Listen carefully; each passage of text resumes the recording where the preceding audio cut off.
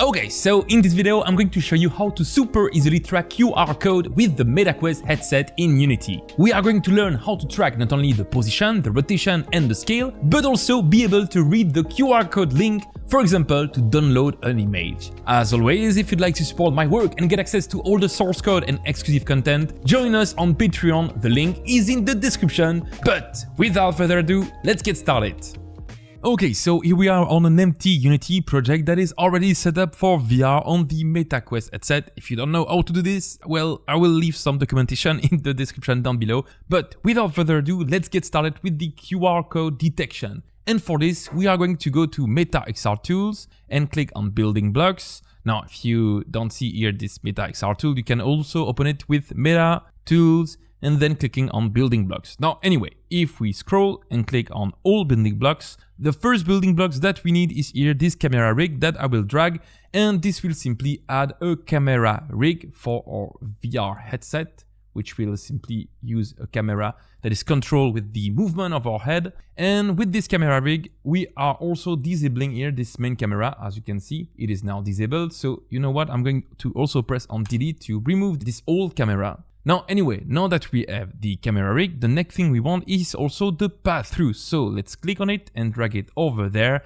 And the path-through will make sure that we are able to see our surrounding and make a mixed reality game. But from this point, how can we actually do QR code? In other words, how can we detect real objects inside our game? And you know what? I was very surprised to see that this is actually done with the Meta All-in-One SDK without the path-through camera access. So, if you don't know what the path-through camera access is, I strongly encourage you to go watch this tutorial that I made a while ago, and it basically shows you how you can actually get the camera feed of the Quest headset to do artificial intelligence with it or anything you'd like, for example. But actually, the QR code detection system that I'm going to share with you right now doesn't use it. It is directly using the Mixed Reality Utility Kit instead, so no path-through camera access needed. Okay, so in other words, what we need to do is simply search on the project window for MRUK.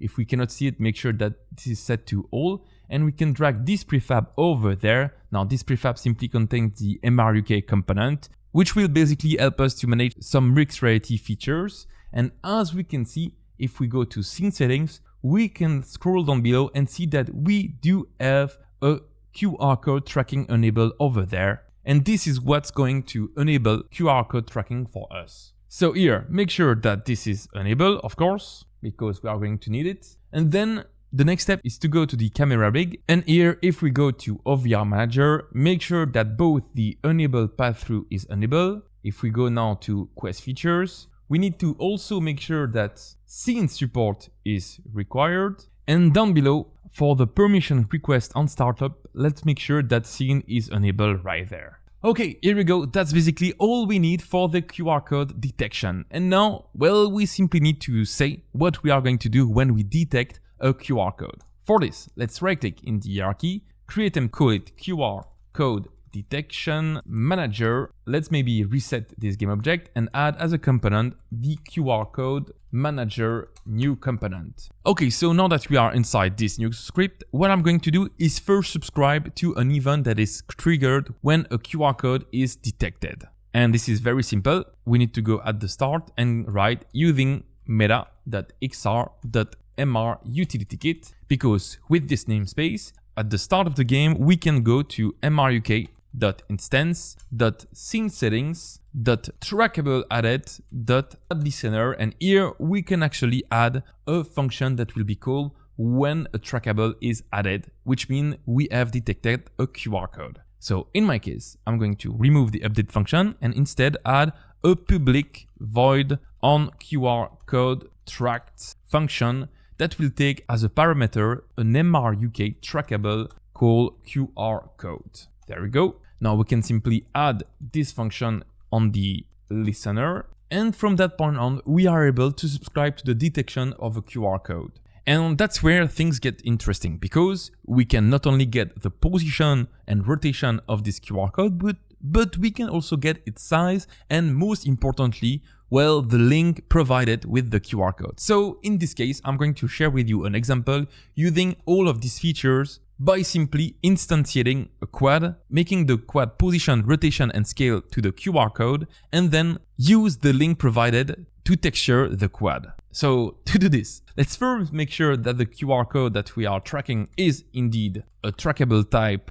That is basically here, there are two types of trackable, QR code and keyboard. So I'm just making sure that we do have a QR code in our hands here. Then I'm going to get the position of the QR code, which we can do with target position equals QR code dot transform dot position. Then let's get the rotation, and here I will need to go into Unity to show you something, because if I right click, go to 3D object and then click on quad, this is a quad that we are going to instantiate on the QR code. But the thing is that with a QR code, the position and rotation of the QR code has the blue axis in the same direction of the QR code. And as you can see, the quad that we want to instantiate has its forward axis in the other direction. So to fix this, I'm going to actually create the same rotation as the QR code, but with the forward axis in the opposite direction, simply by doing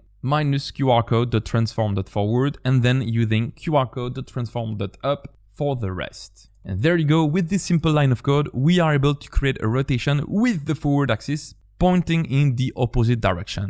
Okay, so with these two, what we can do now is simply spawn the object. So let's go up, create a reference for the QR code we want to spawn, QR code to spawn. Oh, let me actually rename it object to spawn. And now to spawn it, let's do game object spawned equals to instantiate object to spawn, and we can spawn it at the target position with the target rotation. Beautiful. Okay, so let's already test things here with this setup right now. Let's save, go back to Unity, let's select our quad, and you know what, let me actually change the size to 10 centimeters. There we go. And let's rename it QR code quad. And we can simply now drag it in the asset folder so that it is saved as a prefab, which means that we don't need this one now. And we can select our QR code detection manager and drag the QR code quad over there to reference the object to spawn. And with this, we should be able to detect QR code and then spawn this object at the same position and rotation. So one way to find this, and it is to click on build and run. So I'm going to go to file, build profile, add scene list, make sure that the scene that we are right now is the same as the scene list, select Android, and then I'm going to click on build and run. Oh, wait a second. Okay, I did a really dumb mistake here. Because of course, on our function, if the QR code, the trackable type is different, not to the keyboard trackable, but to the QR code trackable, this is where we return, because we only want this to happen for QR code. Yeah, sorry about this. Now let's save, go back to Unity, and here click on build and run, and with this fixed, this should work. Okay, so let's hope that this works. As you can see, Mixray is working, and let me actually open one QR code, and as you can see, it is working.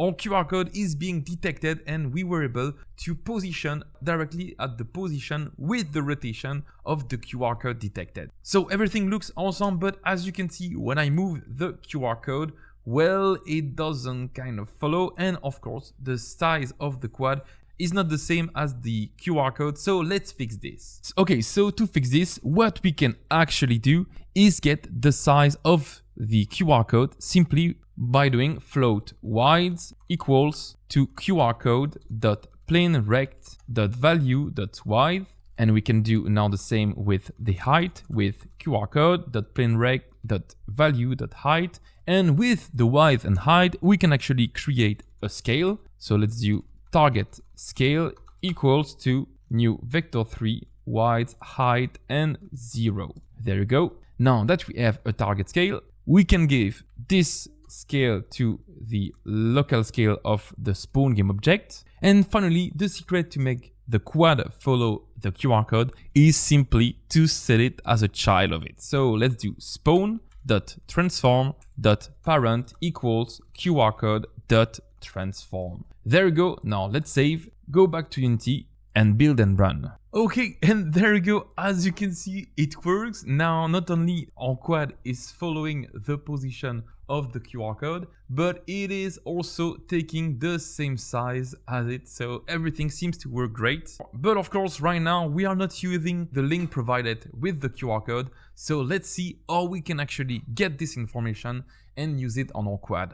Okay, so to do this, my goal is actually to read the URL that is with the QR code and then download the texture of this URL and texture the quad with it. So to do this, we are going to actually create a private IA numerator that will be called download image, and that will take as a parameter a URL and a renderer called target renderer. Beautiful. Now with these two information, what we need to do is using Unity web request and do Unity web request texture.getTexture with the URL. And by the way, here, because I am using a I enumerator and the Unity web request, this will ask you to add these two namespaces that were automatically added for me. So make sure you have all of those. And anyway, now that we have the Unity web request texture.getTexture, what we can do is wait for this web request with yield return request.send web request. And now let's make sure that we have a result with request.result is different than Unity web request.result.success. So if we don't have a success, we will break the coroutine with yield break. And then let's get the texture with texture 2D downloaded texture equals to download handler texture dot get content with our request. Beautiful. So let's make sure that finally the downloaded texture is different than null. And if it's the case, we simply take our target renderer and we set the main texture of the material to be the downloaded texture. Okay, one thing is missing, and it is of course to call this download image routine. So for this, in the onQRCode struct, let's do start coroutine download image with the URL. And for the URL, we can actually get it with QRCode.marker payload string. What a weird name. Now the next thing is here the target renderer. So for this one, let's actually create a variable called target renderer, which will be spawn.getComponentRenderer, and let's add it as our second variable. And beautiful, now we have everything. We have one function that is tracking and positioning our quad, and then another function that is downloading the URL and setting our target renderer to have this image as a texture. So let's save, go back to Unity. Oh, and before build and running, let's actually select our QR code here and replace the material here simply by right-clicking, create material. It's over there, call it unlit, and let's actually change the URP shader here to Universal Render Pipeline unlit. There we go. This is basically it, because let's select back the QR code quad and drag our unlit material. This will make sure that we are not using lightning for the material of our image. And now one thing still is missing, and it is to build and run. Okay, so let's see if we can scan the QR code but also download the image. And for this, simply open this one, and as you can see, it works. We are able to position the quad at the same size of the QR code, but also download this beautiful image of Salmon Man, my VR game. So go also play this game, it's important. And now this basically shows you how you can not only scan a QR code, but position, scale, and set its rotation to be exactly the one provided by the QR code, but also read the provided link from the QR code. And I hope that you enjoyed this tutorial. Thank you for watching, and feel free to support us on Patreon to get access to all of the source code of my tutorials and exclusive content. Thank you for watching, and see you soon. Bye bye.